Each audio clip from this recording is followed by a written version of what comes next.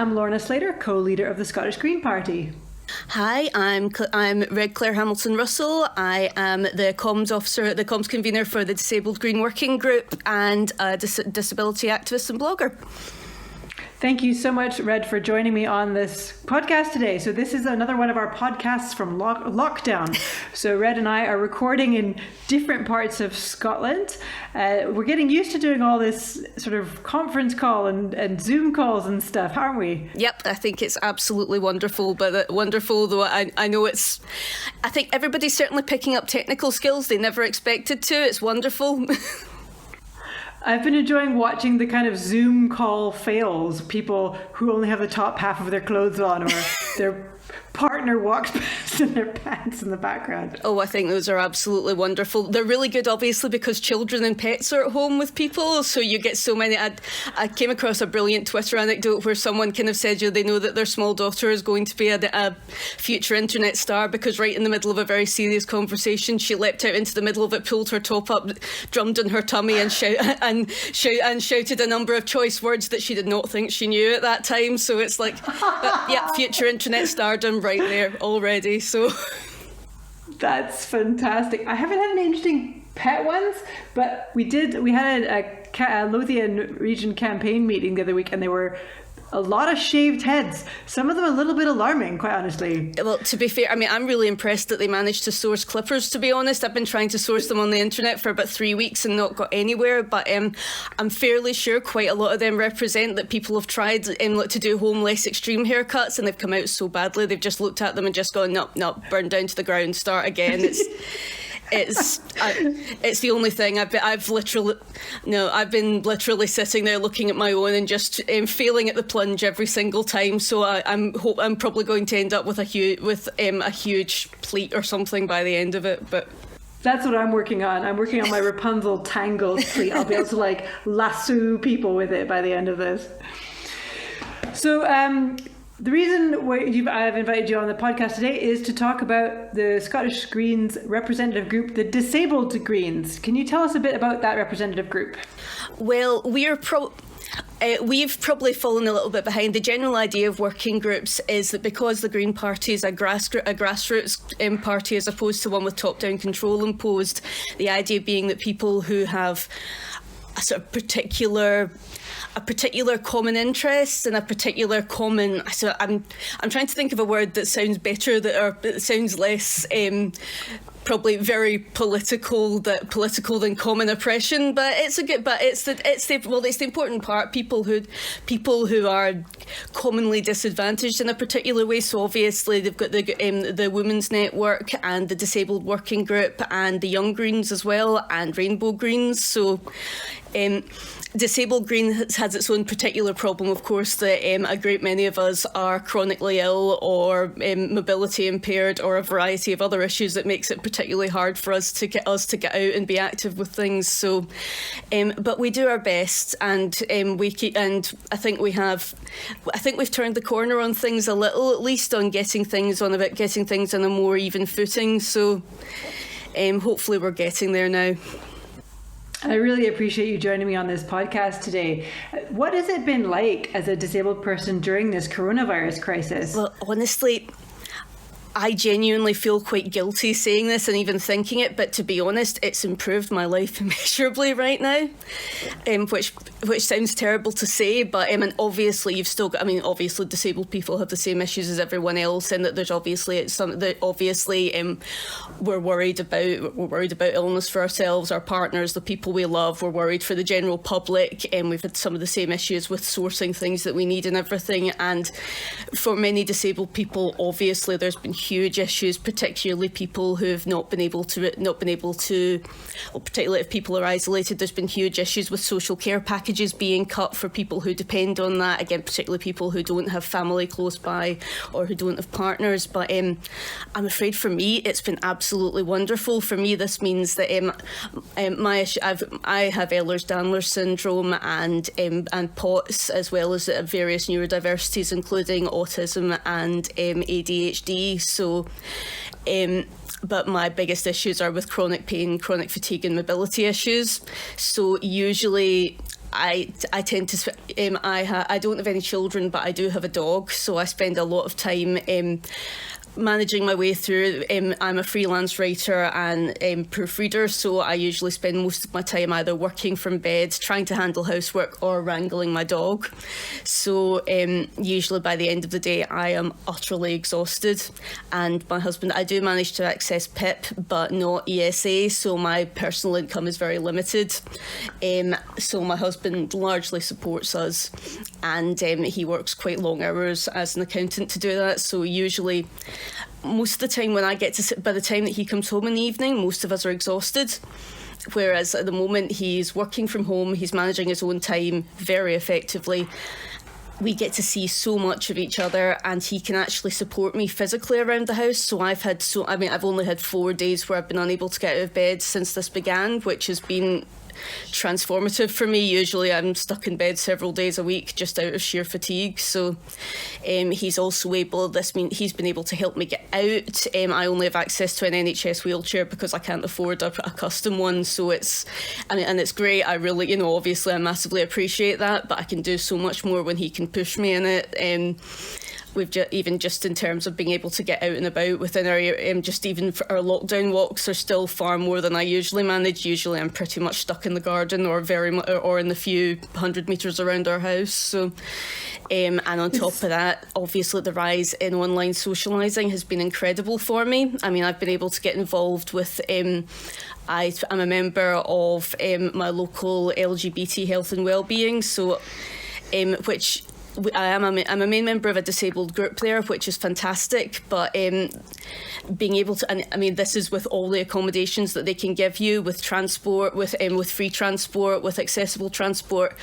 It's still, I can do so much more with a 45 or 2 hour Zoom meeting, 45 minute or 2 hour Zoom meeting than I can usually travel to a meeting and back, and being there physically wipes me out for 2 days. Whereas if I'm attending a meeting, but a meeting in the exact same way that I'm doing now from my bedroom means that I can actually do something with the rest of my day. I can work. I can get on with whatever. I can get on with work for the Greens or whatever actions I've got from that meeting. It's and the fact that I've been able to actually actively socialise with people. Usually, any socialising we do is very limited to. We do make it out very occasionally, but the majority of the time we're limited to friends who are willing to come to put themselves out enough to come to our house. This way, I'm an enormous geek, so I have I'm role playing with 3 different groups of people by Discord at the moment. It's wonderful. It's more like direct in-person interaction than I usually get in months. It's just so lovely to hear a positive news story. I've done so many podcasts recently and with really lovely people, but they've all been a bit depressing. It's nice to hear a lovely. I feel bad. I'm so pleased for you. That must be transformative. It is genuinely transformative for me. It's honestly being able to have all this personal time with my partner when we're not both exhausted and struggling under our commitments is incredible, and the fact that we're both more productive. I'm really dedicated to supporting urban food growing, supporting people to grow, to rewild their own spaces and to grow food in their own spaces, just in gardens or whatever local space. With his help, obviously, I've been very limited on it. I sometimes have my mum's help, but she also is also physically disabled. Again, with my husband's help, the two of us, we have transformed our front garden, in which we're rewilding. So we have planted a living fence from willow trees. We've dug a pond.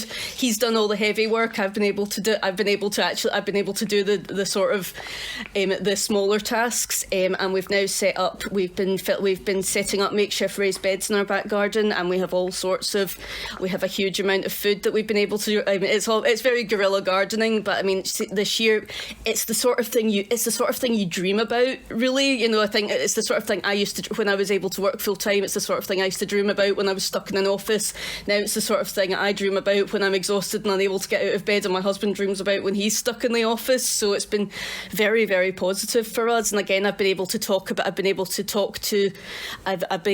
Facebook support group about supporting people to grow their own food just in their homes or at their homes and gardens. I've been able to start up a network of guerrilla gardeners and talk to people about rewilding their gardens. It's honestly been this. I feel very bad because obviously so many people are having such a bad time, as we even on top of the people who are seriously ill and dying. But for me, in a purely personal sense, it's been ridiculously positive. There's been a lot of sort of eye-rolling chat about how frustrating it is. I mean, it's good, but it's frustrating that, disabled people have been saying for years, can't we work remotely, please? Can't we please have remote access to meetings so we can fully participate? And everyone's kind of gone, yeah, well, it's hard. And then pandemic hits, suddenly all the able-bodied people need to work remotely, and magic, everybody can work from home. Yep. How do you feel about that? The main thing I feel about it is, if it then goes backwards once this is done, that's when that's a very of Arya dies we riot moment. I think if people try and pull that sort of thing. And obviously, it wasn't quite as simple as that. Obviously, a lot of people suffered. A lot of people had. A lot of people were able to access particular funds because of the level it was involved in. There were economies of scale that were going on with purchasing things, and obviously there has been a lot of people that haven't been able to work as successfully from home as they've wished. But if nothing else, I think this has really proven that how much of that was, well, frankly, people thinking that it wasn't really necessary, which is obviously the giant issue. There's always been such a huge issue that requests for accessibility have been people who can't be bothered. It's such an enormous problem. Behind the sort of well, if you really cared about this, you would put in the effort. If you really cared about this, you would do it. The idea that people are looking for accessibility for convenience rather than need. It's obviously been a huge issue that we have to deal with. But on top of it, a lot of it's been technophobia as well. Just the idea that people, especially, I will say something slightly controversial and say a lot of it is involved, I think, older managers who've not been willing to grapple with the technology, who've now been forced to. I can only cite my own dad as an example there, as someone who I will not name him in case he ends up listening to this, but he's someone who's I don't mean that he's denied anyone the opportunity to do it for that, but purely someone who I know was very frightened of engaging with the complexities of technology, who has now been massively converted to both Zoom and Microsoft Teams within the last month magically. No, please go ahead. Sorry, it shows the complexity though of doing these kind of transitions, because I know some neurodivergent people who find Zoom calls extremely stressful because they get autistic people who get even fewer clues about emotional states and social behaviors via Zoom, and so they have to spend that much more of their energy just to be able to coherently participate in a meeting. The technology can be a barrier for older people, for poorer people. It's really difficult. My mum, before she retired, was a teacher of hearing impaired children for many years, 40 years or something.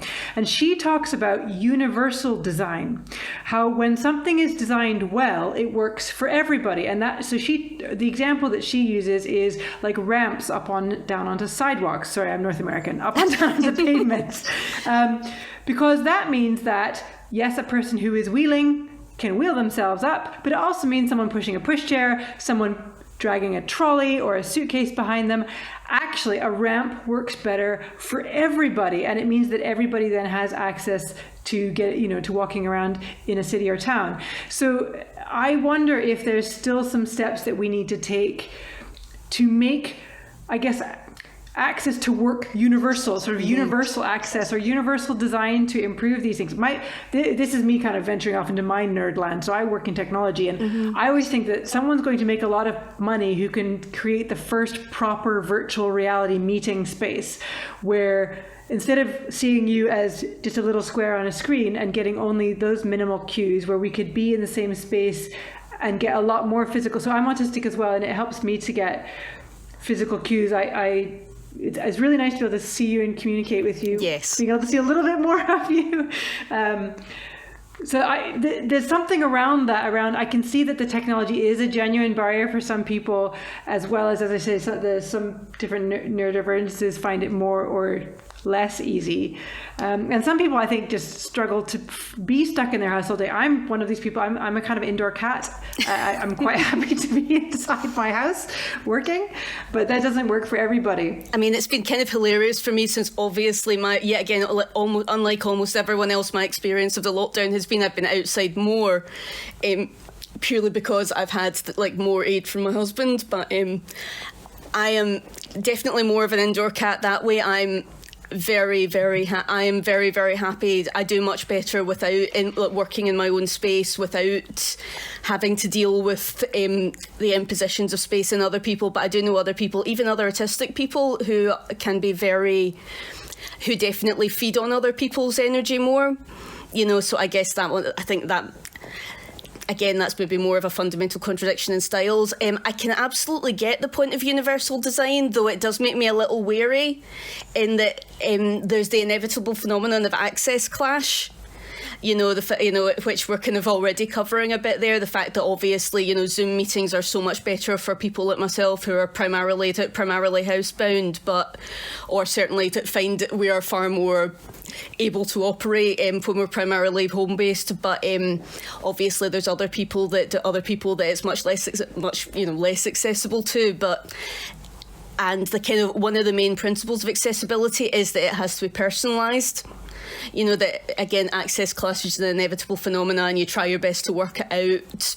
You try your best to have as many solutions available as possible, so that they're easily available for people to work out, and even a willingness to embrace what makes something work for one person, or whichever person is most material at any given time. But I do absolutely understand you, and I do think that makes a really important point. Obviously, that so many human rights that we take quite for granted have been quite driven by campaigners for access of some kind or another. Obviously it's very notable that I notice it for trains in particular. When I do travel to see people, I'm unable to drive because of POTS, so I tend, if I'm not able to get a lift, I travel almost exclusively by train, and it's a horrendous experience if you're a wheelchair user. They're so very inaccessible. It's very dependent on a heavy amount of aid and input from train staff that's not always available, or not always very good when it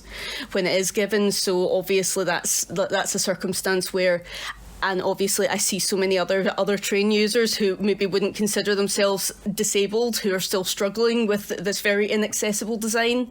So that's much like the example you gave, obviously, where, I think if there was an extending ramp for trains, then that would be so much more accessible for so many people, including the many people with luggage who travel on trains. But that's such a good point.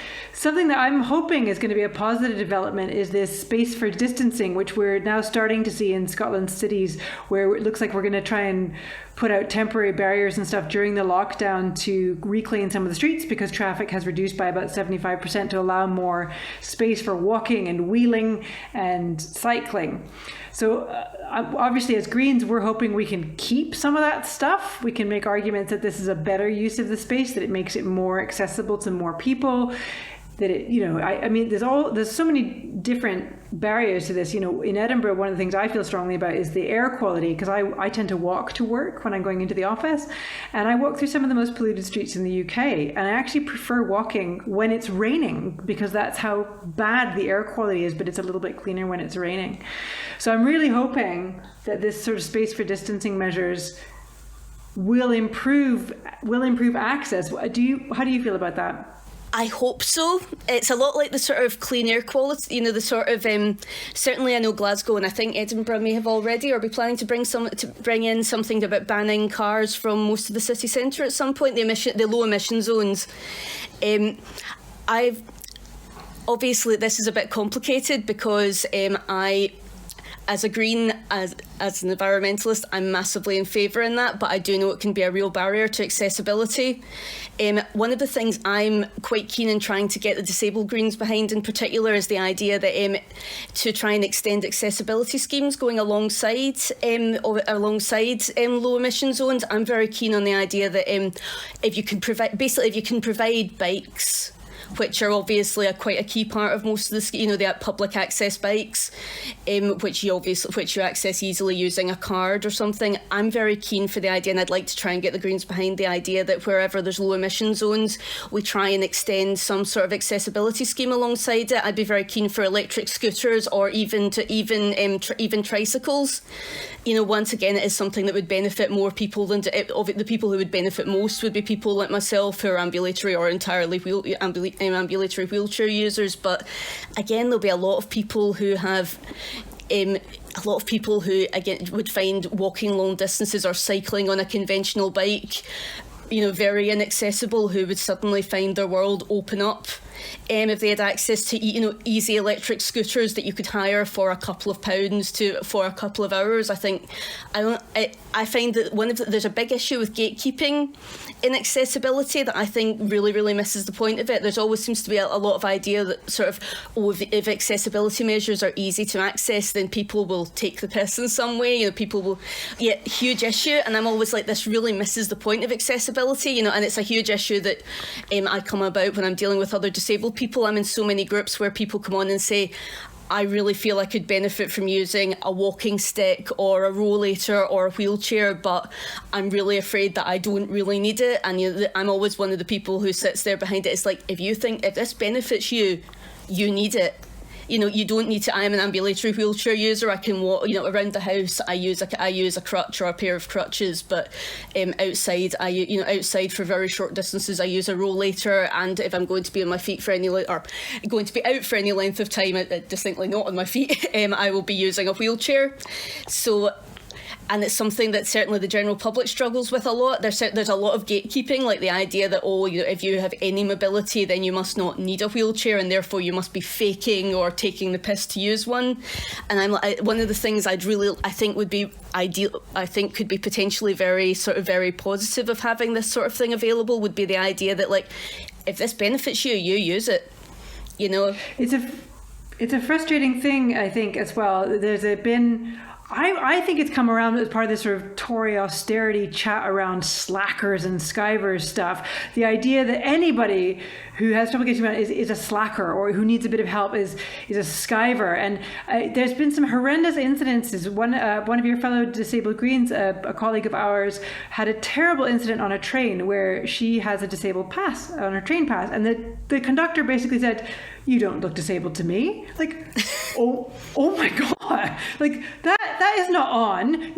You can't assess somebody's disability just by looking at them. It was horrendous. It's just such a common experience though when you're disabled. I mean, I've had the same issue that I use aids, so I get less of an issue with people saying, "Oh, you don't look disabled." But I mean, I've had it before. I was once stopped by a man who started spitting abuse at me because he's like, "You're walking because I was walking faster than he judged a disabled person would walk with a cane." So, he literally just started spitting abuse with me and telling that I'm obviously faking it for the benefits. Of course, at that time I was at that. Oh, the hugely generous benefits, yeah. That are so easy to access, yes. It's that whole chat. It's that kind of conversation where we sort of dehumanize people, and even the government's own, in the Department of Work and Pensions, having these sort of tests of are you sufficiently disabled to get this pittance that we're going to give you. Yep. It's horrendous. It's dehumanizing. It must add a huge amount of mental and physical strain when you don't need that. I've been through several of them now, and I honestly, I had ended up with really severe suicidal ideation from the first one, which is, of course, the point behind it, because when people... that's horrendous. I can't believe that's the... I don't want to believe that. I don't want to believe that that's the point. But it so clearly is. I mean, the sheer fact... I mean, the level of questioning you go through, if you mention you're depressed, the first thing they ask you is, so why haven't you killed yourself yet? It's...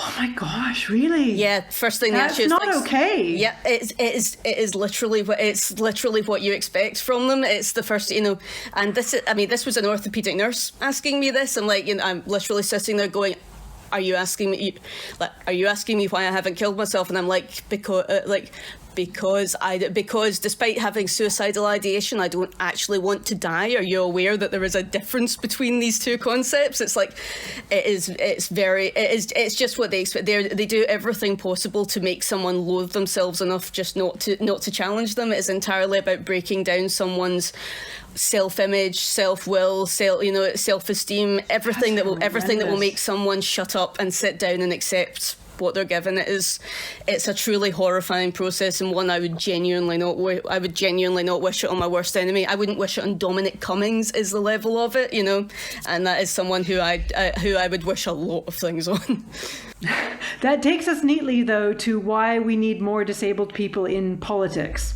Yes, so I think there are a lot of reasons why. I mean, obvious one is that I think politics benefits from a diversity of points of view. We need disabled politicians for the same reason we need politicians of colour. Why we need male, female, non-binary, trans politicians. Why we need gay, lesbian, and bisexual politicians. First of all, once again, I mentioned I'm a gigantic geek, so I will briefly quote Star Trek and say the beauty of infinite diversity and infinite combinations. These are all ways of being human, and and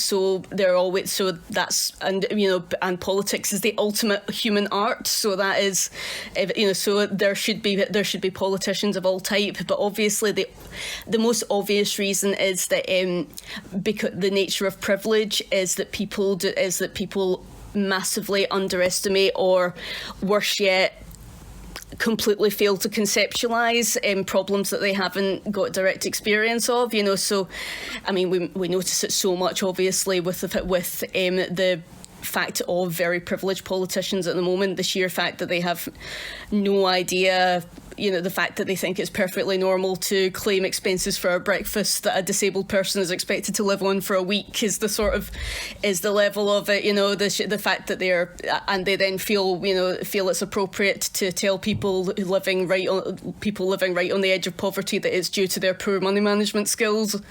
It is, and you can tell that a significant amount of the issue is that they don't want to know, that they talk themselves. They have a very small curated circle where they keep talking these ideas around because they're convenient. But part of it is sheer privilege. They have never. We currently have in Westminster a huge number of politicians who are completely incapable of conceptualising the lives of the majority of their constituents. So we need disabled politicians because they represent disabled people, and they should be able to conceptualise the lives of their disabled constituents. They should be able to understand what it's like to face ableism in a very ableist world. They should know what it's like to live in a world that is physically very hostile to your experience. They should know what it's like to go to a lawyer's office and be literally unable to get into it. So you have to sign private documents standing and sitting in a wheelchair outside in the street, or have multiple professionals whose offices are inaccessible make the claim to you, we could just meet in a cafe. As if that's... Because cafes are really accessible, famously, especially in Edinburgh. Well, to be fair, even more the idea that, it's completely reasonable that you would want to discuss your private affairs in a Starbucks, that the idea that this is somehow perfectly reasonable, it's a huge issue. But the idea being... whenever I mention this idea to abled people, they are shocked. Largely because I think the vast majority of able people think the situation is better than it is. Most people simply cannot get their heads around the idea of how awful the situation is until they've actually known personally someone and observed them dealing with it, if not dealt with it themselves. So that is why I think we need disabled politicians, because they can conceptualise directly the lives of their disabled and their abled constituents. More people. Disability isn't it's a protected characteristic, but it's not one that people are put into at birth. It's not like race.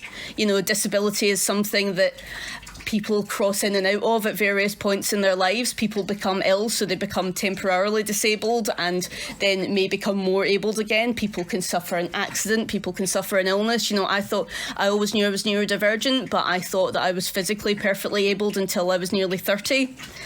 It's a real, it always, in a way, it always surprises me that people are so awful to disabled people, because it just takes one accident or one illness then for you to suddenly be in that position. But then I realised how many people suffer from the just world fallacy and believe it will never happen to them. So that's a really interesting thing. Yeah, what you've said there, people, you're right, it could be any of us at any time. And what are the specific barriers that disabled people I'll try that again. What are the specific barriers that disabled people face when trying to get involved in politics? So there's really myriad ones. Number one, even at the most basic grassroots level, a lot of venues where political events are held are inaccessible. That is a huge issue, that a lot of our so many of our public buildings are Victorian, and any accessibility measures that have been added at all are shoddy and not really fit for purpose. It's a real issue with public halls in particular, that a lot of them are just very inaccessible. I've been to hustings where the stage is up steps and that was it. Well, that's like, we can carry you, and people are like, I don't want you to carry me. You're not trained to carry me. What? That's not okay. Well, that's another whole issue. There's a lot of places, a lot of venues describe themselves as accessible when they're accessible to the audience, but not to people addressing the crowd. It's a really serious problem for leadership positions. Anything that almost everywhere that thinks about accessibility measures thinks about it for the audience, for the passive role. For the audience, they don't think about it for the active role, for the person leading a discussion or addressing a crowd or performing is a huge issue. Even just not one that particularly relates to politics particularly, but there are disabled people. Disabled people are just as capable of performing, for leading political parties, for all sorts of things as everything else, but our physical spaces are very hostile to that. The sheer thing, I try and hold, whenever I'm trying to organise events of any kind, I try and access accessible venues, and the sheer number of venues that are not is truly horrifying. And again, it's something you need to have personal experience of to realise the extent of how bad it really is.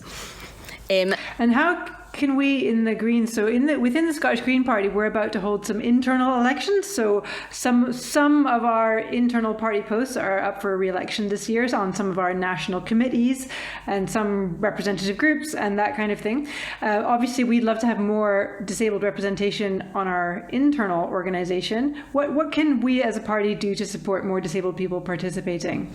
Well, number one, obviously, offering more things as remote working that's a definite one. Luckily, at the moment, that is not a problem, but by and large, which is fantastic. So keeping up with that level of participation, once the lockdown measures are, once they're relaxed and after all of this is finally over, is probably a number one way. Though of course that does run into some accessibility clash measures, as you've already observed, especially if people are dependent on sign language, it can be a real issue, or people use sign language, it can be a real issue.